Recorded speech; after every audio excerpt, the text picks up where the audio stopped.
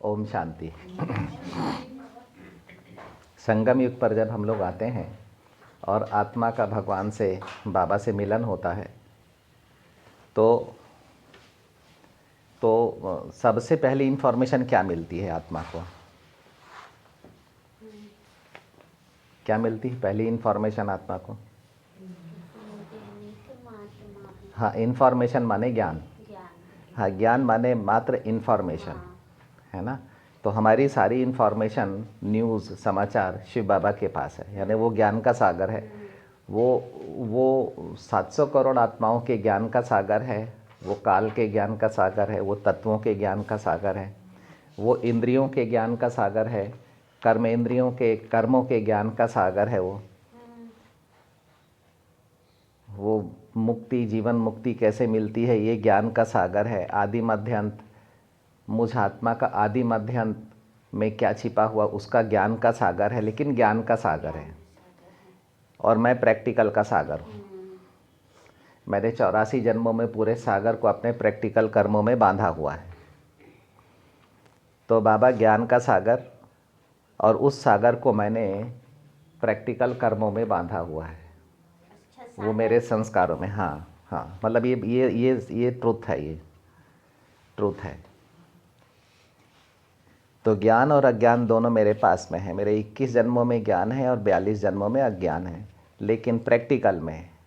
लेकिन जब बाबा आते हैं तो मुझे ज्ञान और अज्ञान दोनों का ज्ञान देते हैं। अभी संगम युग पर जब हम लोग पहुंचते हैं तो सबसे पहली इन्फॉर्मेशन कौन सी होती है? बताओ, जल्दी बताओ, सोचना नहीं है, सुस्त नहीं, अलर्ट, अटेंशन। सबसे पहली इन्फॉर्मेशन कौन सी होती है? कि तुम देह नहीं, तुम आत्मा आत्मा हो। कि रोज रोज सुन सुन के ये रट गया है कि मैं आत्मा हूँ, मैं आत्मा हूँ, मैं आत्मा हूँ। इस बात को सबसे पहले, ये तो जानकारी मिली कि आप आत्मा हैं, तो इस बात को हमने माना कि मैं आत्मा हूँ, इस बात को माना,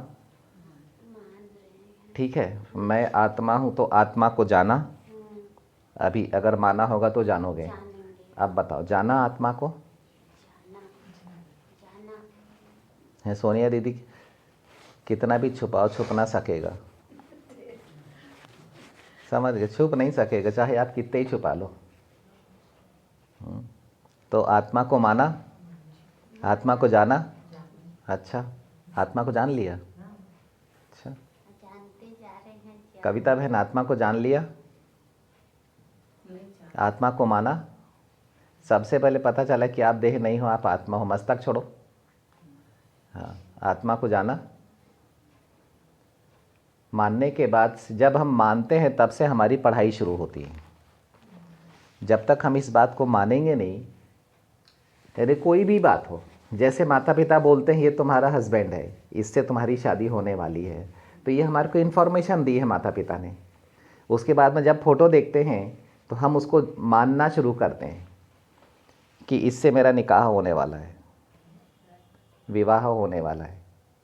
हम मानना शुरू करते हैं, मानते हैं तो वो हमें अपील करता है, हमको अंदर में आता है, यानी एक ऊर्जा पैदा होने लगती है जब हम मानते हैं। तो अब मानने के बाद हमने उसको जानना शुरू करते हैं, पहचानना शुरू करते हैं। ऐसे ही बाबा ने हमें इन्फॉर्मेशन दी कि तुम देह नहीं हो, तुम आत्मा हो। तो मैं आत्मा हूँ, ये बात स्वीकार होती है। मैं मूर्ति नहीं हूँ, मैं बिंदु हूँ, ये बात स्वीकार होती है। मैं जन्म की प्रत्यक्षता नहीं हूँ, मैं जन्म का गुप्त भाव हूँ, ये स्वीकार होता है। किशोर भैया, ये स्वीकार होता है कि मैं जन्म का प्रत्यक्ष भाव नहीं हूँ, मैं संस्कार का गुप्त भाव हूँ, और संस्कार का उद्गम हूँ। ऐसा बोलें कि मन और संस्कार दोनों मुझसे बाहर आते हैं। मन, बुद्धि, संस्कार तीनों मुझसे बाहर आते हैं, और मैं बिंदु रूप में अपने दिल तक पर बैठता हूँ। मैं अपने को पसंद करता हूँ बिंदु रूप में, मूर्ति रूप में मैं अपने को पसंद नहीं करता।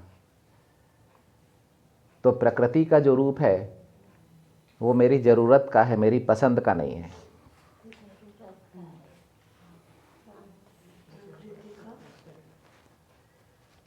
प्रकृति का ये जो रूप है जो कि दिख रहा है संसार को, मुझे भी आईने में मैं देखता हूँ, वो मेरी ज़रूरत का है। ये मेरी हर ज़रूरत पूरी करता है, मेरी हर भावना को पूरी करता है ये। क्योंकि इसी मूर्ति से आत्मा का दिल भी स्टार्ट हो जाता है, दिल की मशीनरी भी स्टार्ट हो जाती है, बुद्धि की मशीनरी भी स्टार्ट हो जाती है, आत्मा के मन की मशीनरी भी स्टार्ट हो जाती है, और आत्मा के संस्कारों की मशीनरी भी स्टार्ट हो जाती है।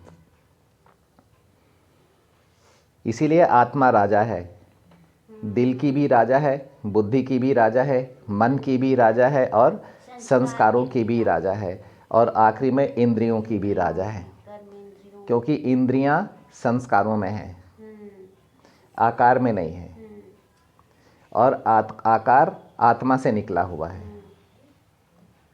पहले आकार फिर संस्कार। तो आत्मा आकारी देह में राजा है, जब संस्कार धारण करती है तब वो मेल फीमेल बनती है। यानी ब्रह्मा विष्णु शंकर राजा महाराजा हैं, लेकिन लक्ष्मी नारायण सरस्वती जो हैं ये हैं विश्व के मालिक हैं, राजा हैं, लेकिन ये सिंगल ताजधारी हैं।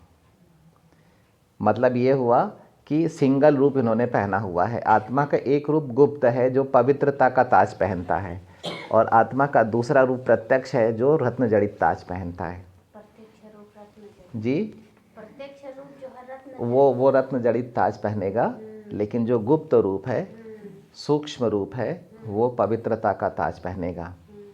पवित्रता का ताज क्यों कहलाता है? बहुत अच्छी पढ़ाई बाबा पढ़ाते हैं रोज रोज। पवित्रता का ताज, साधना ध्यान से सुनेंगे, ध्यान से सुनेंगे। पवित्रता का ताज क्यों कहलाता है? कि आत्मा को श्रृंगार कर देता है। आत्मा की ऊंचाई। जल्दी बोलो, पवित्रता का ताज क्यों कहलाता है? आत्मा को जोर से बोलिए। बनाता है, हाँ, तो ताज क्यों है वो? क्योंकि वो राजा बनाता है आत्मा को। और बोलो, ठीक है, और बोलो, इससे भी और अच्छा आंसर आ सकता है। मालिक बनाता है। हैं? मालिक बनाता है, और कुछ, और आगे, इससे और आगे बोलो। चिंतन, चक्रवर्ती राजा बनाता है। और पवित्रता का ताज क्यों कहलाता है? रत्न जड़ित ताज क्यों पहनना है आपको? क्यों मिलेगा रत्न जड़ित ताज? नहीं तो उसको ताज के रूप में क्यों पहना जाए?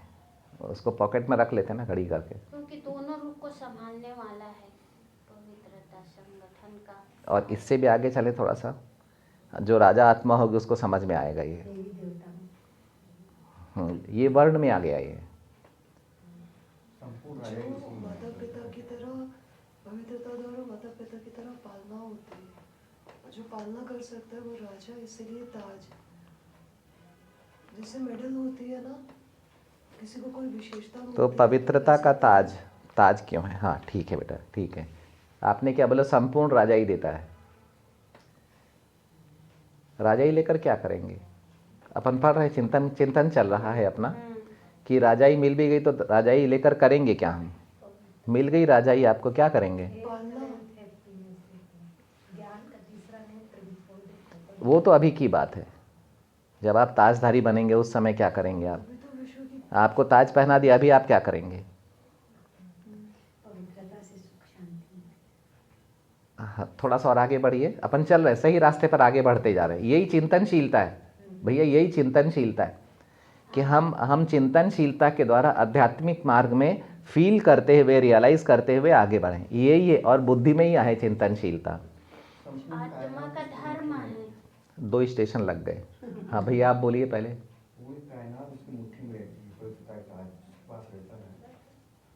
थोड़ा सा और इससे अच्छा। धर्म है पवित्र। मतलब पहली स्वराज्य अधिकार, मतलब अधिकार, राज का अधिकार। नहीं तो राजा भी बन गए तो करोगे क्या आप? राजा बन गए तो पालना किसकी? प्रजा की, पूरे विश्व की आत्मा। कितनी प्रजा चाहिए आपको? अपन अब क्लियर करें ना उत्तर।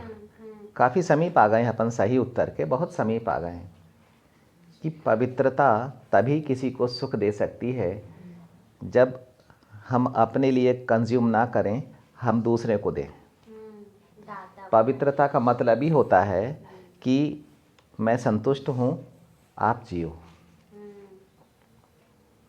पवित्रता का मतलब ही होता है 100% देना, हमारे पास जितना है उतना देना, ये है प्योरिटी। अगर हमारे पास 100% और 20% हमने अपने लिए खा पी के ख़त्म कर दिया तो हमने 80% लोगों की ही पालना करी केवल।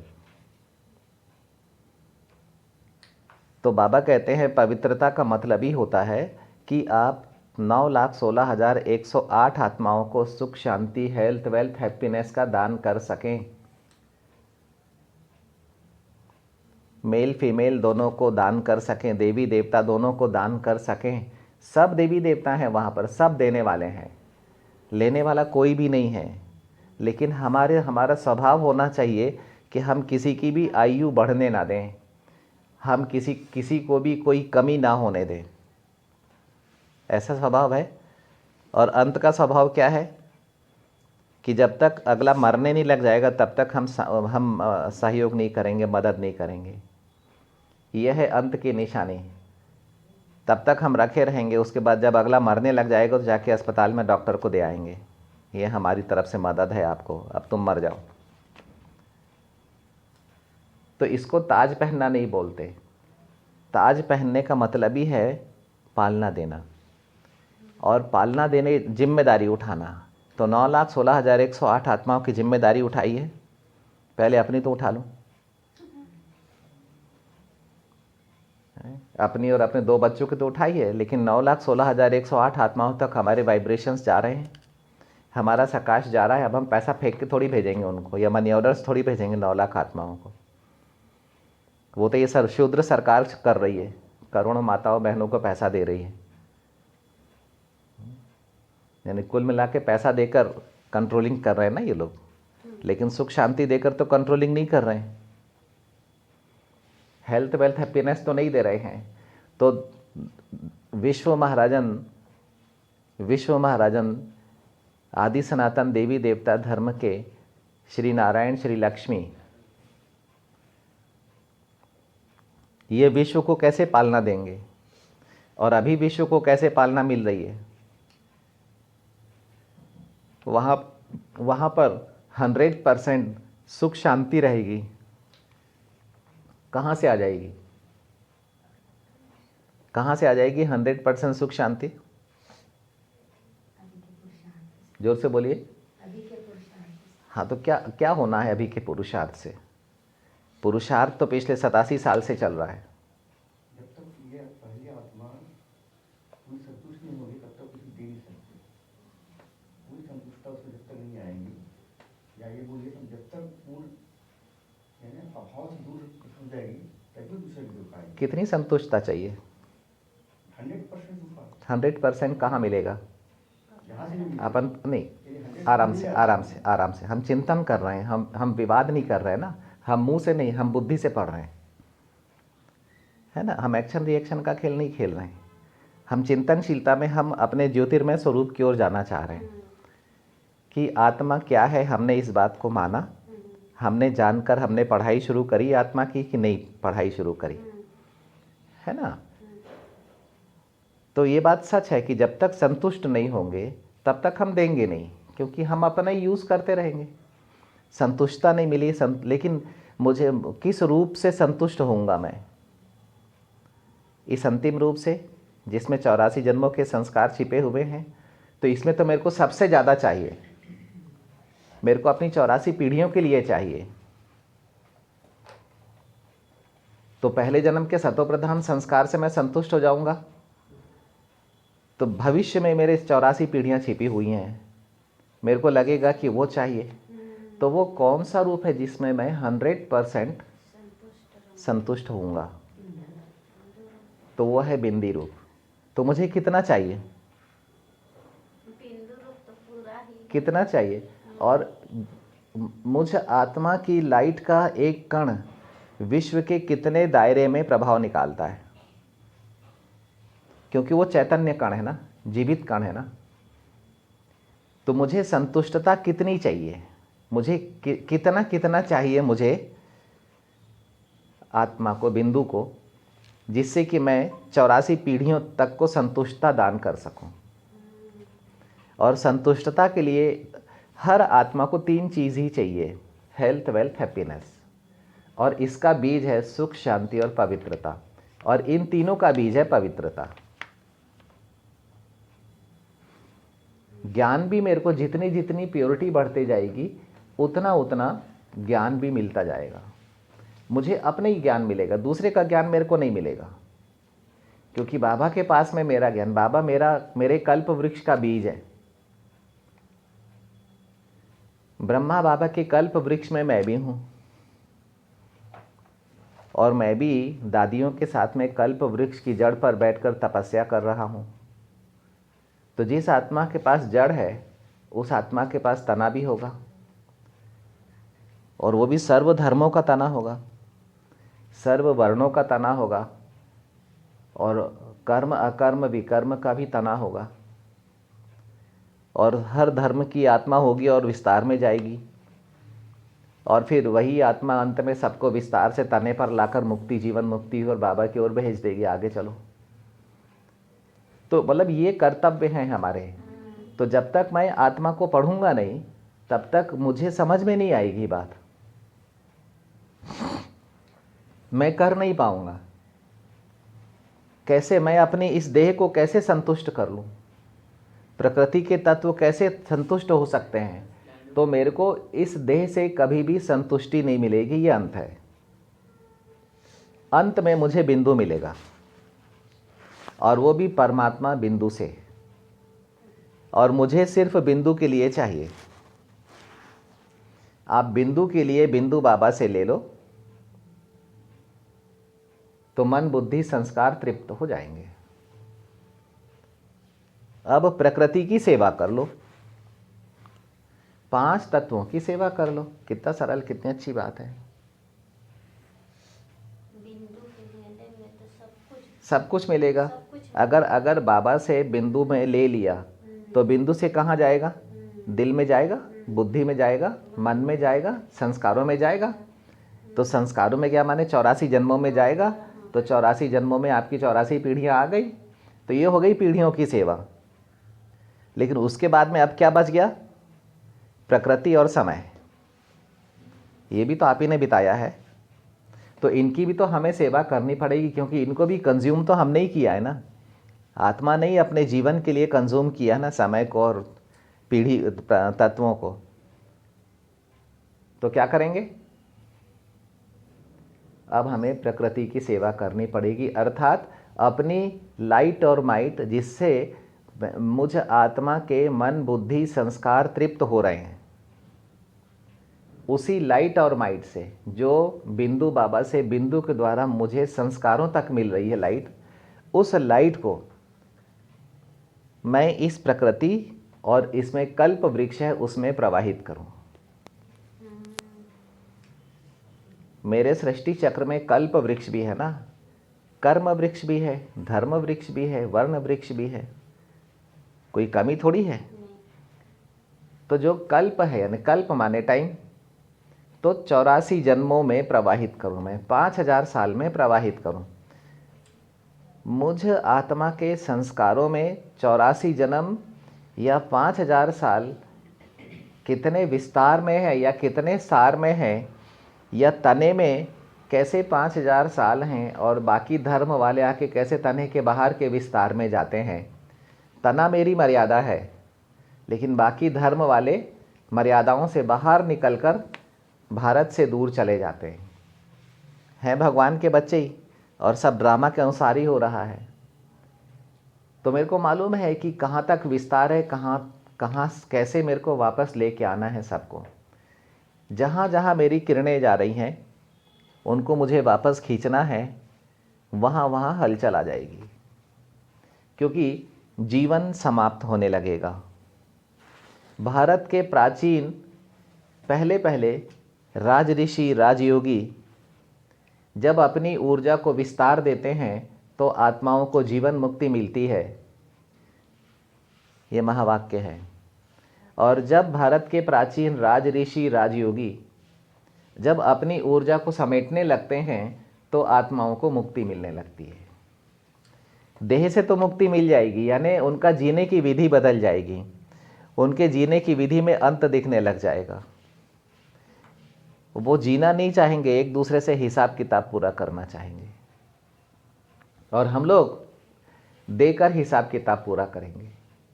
वो लोग कर्मेंद्रियों से हिसाब किताब पूरा करेंगे और हम लोग लाइट और माइट से हिसाब किताब पूरा करेंगे। माता पिता हमारे साथ में हैं तो उनको संतुष्टि तृप्ति देकर हम हिसाब किताब पूरा करेंगे।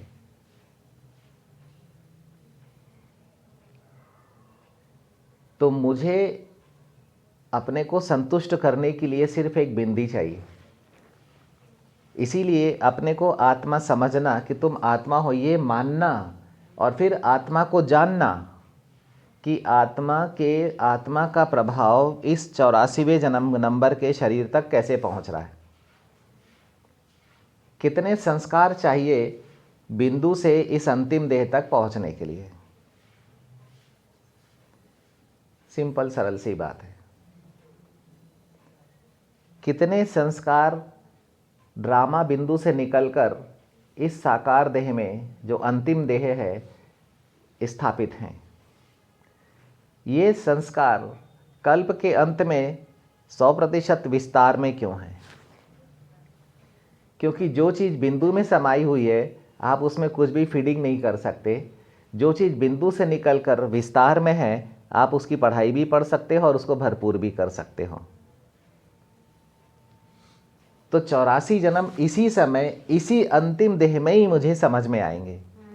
और आत्मा के होने के कारण, अर्थात मेरी प्रॉपर्टी हो, मुझ बिंदु की प्रॉपर्टी होने के कारण, मुझ बिंदु के रूप की प्रॉपर्टी होने के कारण मैं इन संस्कारों की पढ़ाई आज पढ़ सकता हूँ। अगर मैं ज्योति बिंदु आत्मा ने इस बात को स्वीकार कर लिया है कि मैं आत्मा हूँ, देह नहीं हूँ, ये मेरी अंतिम देह है। अगर ये बात मुझे स्वीकार हो गई है, मैंने मान लिया है, अब मुझे शौक़ पैदा होगा कि मैं आत्मा की पढ़ाई पढ़ूं, क्योंकि मैं आत्मा हूँ। अब मुझे अपनी पढ़ाई पढ़ना है। सबसे पहला कर्तव्य मेरा है, मुझे अपने आप को जानना है, और जानने के लिए सबसे पहले मुझे स्वदर्शन करना है और अपने जन्मों को सीढ़ी के रूप में नहीं, सृष्टि चक्र के रूप में स्थापित करना है अपनी समझ में। तब जाके एक स्वदर्शन को चक्र मिलेगा, नहीं तो स्वदर्शन को फिर सीढ़ी मिलेगी।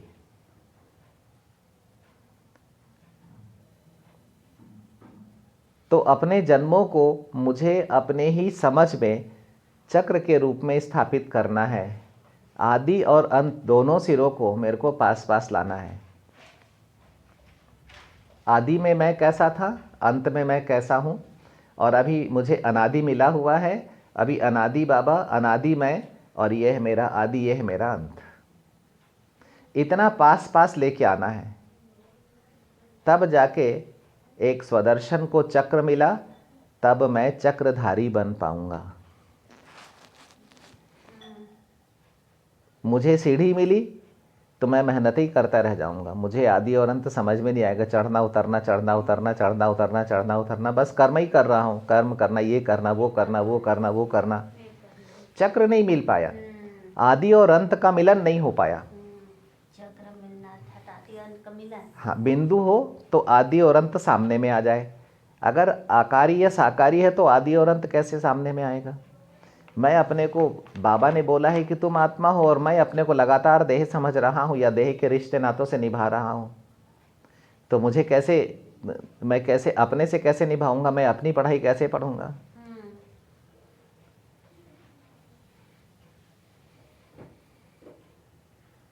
क्लियर हुआ भैया? हाँ, ये चिंतनशीलता है।